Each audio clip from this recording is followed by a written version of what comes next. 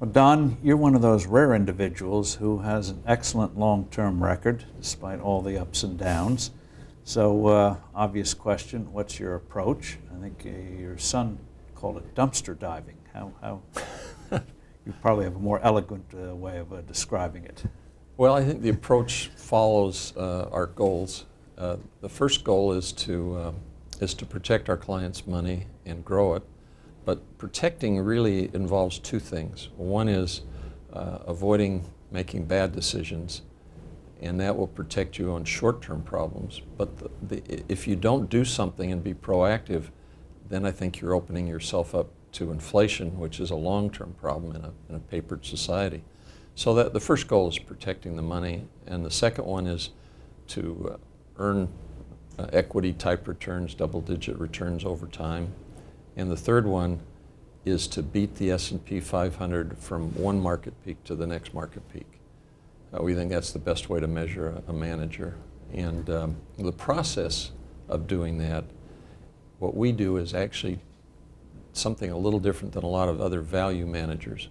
We will project out as best as we can, because nobody can predict the future with absolute certainty, what kind of rate of return one would get looking forward if they were to buy this property and hold it for a long period of time, and then try to adjust that for the amount of risk one takes in achieving that return because of the uncertainties. Can you give an example, either hypothetical or real life, of that? Well, I think the top holdings we have, and we always tend to talk about what we did then or hold at the last quarter's end, but Procter & Gamble and News Corp and Pepsi are all very, very large holdings for us. And they may not be the highest absolute rate of return, but when adjusting for the amount of risk one has in there, we think they are. And what we'll look at is the unit growth, the amount of cash being derived from an investment, and what its long-term rate of return is when you combine growth and cash distributions, and everything has some element of inflation in it. One of the things you try to do is figure out if a company retains earnings, what is the rate of return internally. How do you do that where you can get a comfort level that this is something you can make a decision on? Yeah, that's the tricky part, I think, in equity investing, because normally cash goes into two directions. One is a dividend, which you know what you have when you purchase the stock, and you have a pretty good handle on your reinvestment rate. So the wild card is what happens to the cash retained and reinvested for you by the management. And to the best of our ability, that is what we're projecting out in the future. And what we've noted is that businesses, there's certain central tendencies in businesses. Businesses that have high returns on tangible assets tend to be more predictable in most cases. And so, like a Pepsi or a Procter & Gamble, if you look at their product mix, those are a lot of disposable, consumable goods. They're much easier to project out future cash flows than there would be on something like RIM or BlackBerry now, or Hewlett-Packard or something like that. So those kind of things are taken into account. The wider the outcomes are, the less likely we are going to have a large position in it, because we'll spread our risks across things that have less predictability, viewing them more as though we were putting in wildcat oil wells as opposed to drilling an existing well where there's an existing pool. One of the tricky things now is how do you adjust for inflation? I mean, it's risky enough to make an investment, 3 years, 5 years, 7-year payout. You don't know what you're going to get paid back in. That almost doubles the risk. Well, I think every investment has that. I mean, when you do what we do, you can compare a bond with a stock, with a building for that matter. But everything has an element of risk associated with inflation. And one of the key things or advantages of most equities is that because they retain so much of the cash flow, they can adapt to inflation a lot faster than you can with a portfolio of bonds. So that's why we've very rarely invested in bonds. But if you look at the long-term history, in the last 50 years, for instance, a dollar's gone to 13 cents. Right. At that rate, for the next 50 years, over a 100-year period, it would go from a dollar to a penny. So that's not real promising, and that's why one has to take advantage of things that have the ability to reprice their products. You don't put that much emphasis on macro. You've said we can control the sails, but not the wind. Correct. Explain. Well, I think it's a lot of fun to talk about the global economy or the U.S. economy or politics or taxes and all the rest. But so many of those things are beyond one's control. And so we think it's a lot better to focus on the things that one can control and adapt to the things one can't control. You said about today, the whole landscape has become less attractive. Is that because the market's doubled since 2009 or other factors at work? There are two kind of different things that are involved, but the basic answer to your question is yes, with the market having risen, just like a bond, the future rates of return are in decline. What's different today than, say, 07 period is that in 07 you could make something on your cash. Today the Fed has driven interest rates so low, and so the relative returns on a lot of the really high quality equities is really superior to what you'd get on a 30-year bond, but in absolute terms it's not as attractive as we'd like to see it. I mean, when you have the long bond, which may have gone basically back and forth between 275 and 3.25 recently, that's a very low rate, and most people don't use that. They probably use treasuries or a short-term treasuries or maybe 10-year. Right. But I think the long term is the appropriate one to compare it with. But that's just, there's an enormous spread. I mean, I looked today and I think something like 6 of the stocks that are in our top 10 have dividend yields between 2.6 and 3.3. And I say to myself, why would anybody want a long-term treasury compared to those? Now, I'm not saying they're great values, but what I am saying is the treasury, I think, is way overvalued. Do you think perhaps stocks are overvalued because it's forced investing, not, gee, I think there's a great investment, or rather than it's the only thing out there? Well, I think that it creates some interesting challenges because, like I say, they're on a relative basis, we still have great values there, but on an absolute basis, it gets to be much more difficult. And so it's a kind of a balancing act, if you will. Your turnover is relatively low, and when you describe when you make a move, it's not suddenly in, suddenly out. It seems to be an evolution rather than a quick revolution. Mm-hmm. Can you describe how you decide how to increase or decrease your holdings? It goes back to the basic process of looking at forward risk-adjusted rates of return. As a stock goes up, typically its forward risk-adjusted return goes down, and so we just back off. When it goes down, we'll typically add to. One of the questions we ask is, if a stock declines, are we willing to buy more? And that's a pretty important question to ask, we think. But yeah, typically we're going in and out. Our turnover rate is, because we've had a lot of cash flows coming in, it probably is understating reality. I think reality is probably closer to 20% a year than the low single digit turnover that exists right now. You touched on something that gets the whole psychology of investing, that emotions are your enemy. People pour in when they think things are good and they flee when things are bad, so they get whipsawed. You've had a huge flood of capital. How are you coping with that? Nice to have, but you also know that can either go out or has to maybe change your investment approach, because it's one thing to have $1 billion, quite another when you have 10, 20 billion. Yes, well, fortunately, the kind of stocks that we tend to be invested in can absorb a lot of that. We are big holders in a number of these companies today. That's true, and it would require some dramatic shifts if we were to get into a period similar to where we were in the late 90s, where these large companies were quite overpriced or certainly fully priced. And the best values then were in smaller companies. So we would have to adapt to that. You seem to be an exception, a rare one, but why shouldn't most investors go in index funds and just ride the wave instead of trying to have people beat the wave? Well, I think you could argue that, and if you go back to 2000, the returns would have been significantly lower than ours. I would readily admit, though, that if you took all the mutual funds, they in effect become the index. So how can the index beat the index? Right. And because you have an expense ratio that I think mathematically it will prove that about 70% of mutual funds will underperform the market.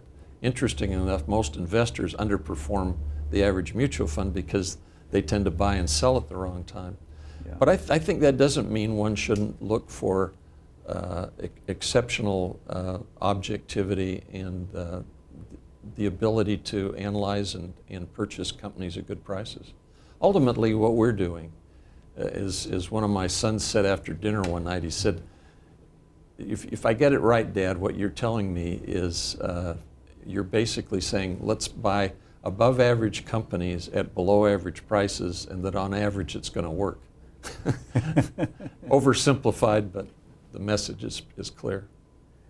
In terms of trying to stick with an approach, do you find you have to, with certain clients, explain to them? I mean, the numbers I've seen, stocks over time, 9%, mutual funds, equity funds, 7.5%, your expenses, and the individual 5.5% because they get in and out. Do you see the same thing with when you've observed over the years with institutional investors that they tend to go with the flow, and because they have investment committees, those who seem to have a hot hand get the money, and those who may be good but have a fallow, not a great period, they pull out and miss when the thing starts to turn around again? Unfortunately, institutional investors in many cases are similar to individual investors. Emotions tend to override objectivity. What we have found is with our investors is that if we can get them through a full cycle to see how we operate, then usually they'll hang in there with us because they can see what happens through a full cycle. But getting through that first full cycle can be a challenge from time to time. Talking about your value investing, how did you avoid financials before 2007, 2008, when on paper a lot of them were very cheap, or housing stocks during that boom? Those stocks are selling at single-digit PE ratios. So what made you say one way they look cheap, but another way, Well, again, it comes back to the process we have, and in both cases you have businesses that are generally pretty low return on asset businesses. In the case of housing, it's usually the people that build the homes, it's a lot of fixed assets, and so the turnover rate tends to be low, and which creates the lower return.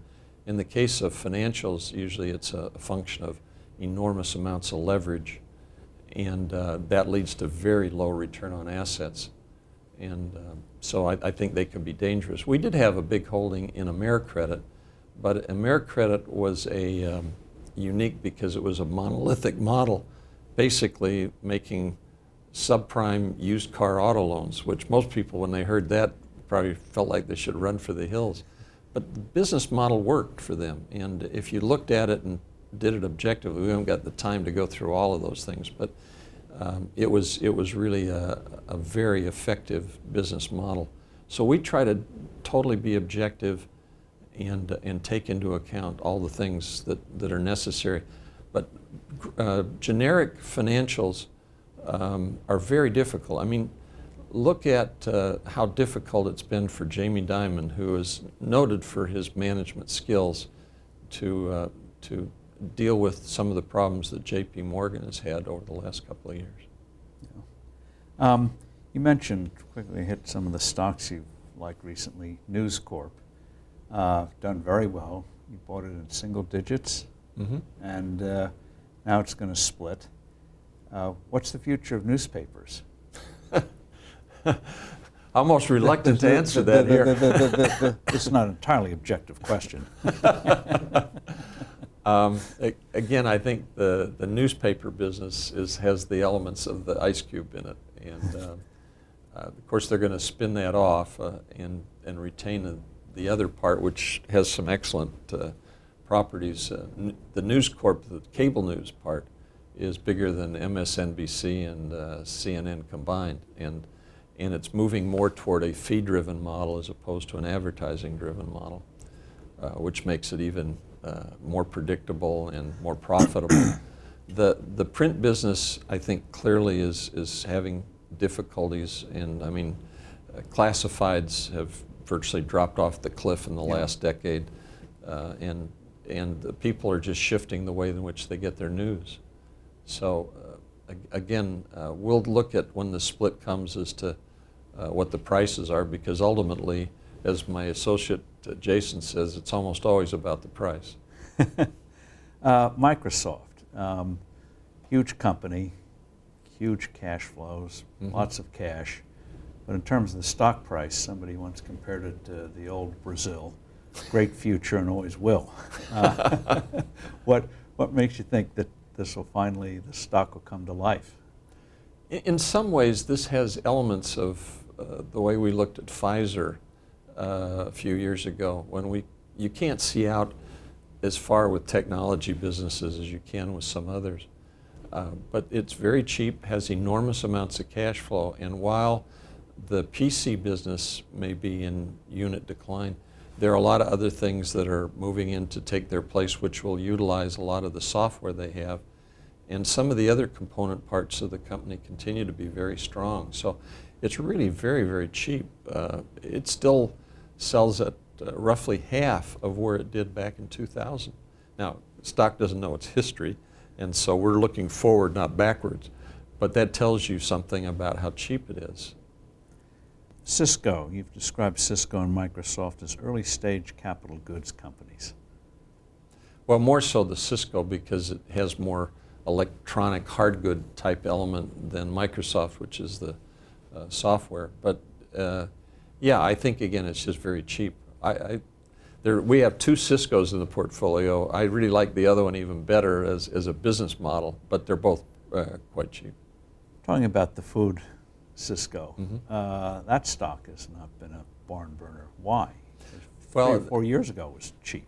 Yeah, well, they put in an SAP major system, and what one needs to keep in mind, a couple things here. One is they've gone through a major system overhaul, which will make them tremendously competitive. I would hate to compete with them. While they don't have a market share like Procter & Gamble or Pepsi does in some of their product categories, even if you're less than 20% in the food service business, that's such an enormous market share compared to the next competitor that it's going to be very difficult, and even more difficult to compete with them in the future.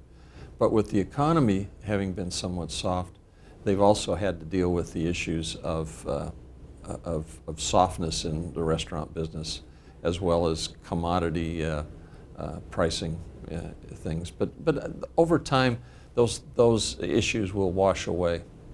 Now, we touched on financials and the reason you stayed away from them and housing.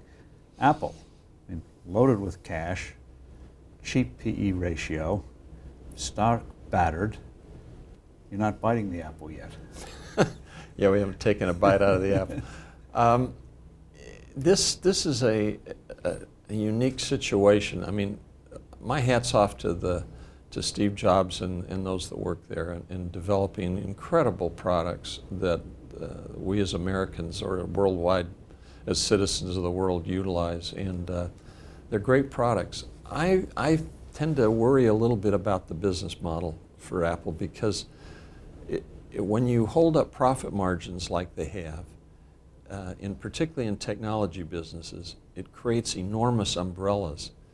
And so I think that what they're doing, if they don't change the behavioral pattern, will lead to having high margin but niche and low market share products. In other words, it leaves this tremendous umbrella for people like Android phones or Samsung and so on to come in underneath them. And at some point, the consumer may say, if I can get this phone that has most of the same features for 1/3 or half of the price of the Apple, I think I'll take it. And so I think those profit margins are vulnerable, and they're huge. So this is a company where they have to continuously come up with the blockbuster, unlike a P&G, which can ride tide forever. It's a good way to put it, riding the tide. Huh? Yeah, I think a lot of technology companies face that dilemma of having to continue to remake themselves in a way. Every company to some degree has to spend money on R&D, but technology is more rapid because of just all of the change. I mean, I can't tell you what phone I'm going to have in my pocket 10 years from now. I don't know if you can, but I certainly can. And so it is difficult. And do you feel Apple made a mistake in going for the high price instead of making sure it's going to be very hard for Samsung to get its nose under the tent because the margins are so low? I personally do, if you want to be the big market share leader in a business. And a lot of work has been done by that decades ago by the Boston Consulting Group and probably others with pricing down your cost curve, because when you double the number of units you manufacture, you cut prices, your costs, by about 30% in real terms. So by driving down the cost curve, you can continue to provide a lower and lower price point for people to buy. But if you don't lower your prices in line with your costs, it does invite competition to come in. And so you're in a position where you can lose it. The other guy can't really take it, but you can lose it. Now also you have the leapfrogging problem, right, where somebody comes in and comes up with a better mousetrap. Why did you decide to sell your company out, I think Affiliated Management Group? Well, I think selling it out is probably a misnomer. I would say we created a partnership with Affiliated Managers Group. It did solve some long-term issues regarding generational ownership, right. And I have 7 children, and one of them works with me, and so it solves some of that. It provides a way for future people who are working in the company to get some ownership and so right. on. But we really are truly a partner with AMG, and we have continued to have autonomy. I think most people that are good in this business have to stand on their own 2 feet and need independence, and I think they truly understand that model and why it's important. So my hat's off to them. I think it's been a win-win situation. So they provide services that enable you to focus on your prime task instead of back office. Correct. Yeah, there's some of that, and again, I think it's a win-win deal. And lessons. Bill Gates once said, "Success is a poor teacher. Failure is a painful but very real teacher."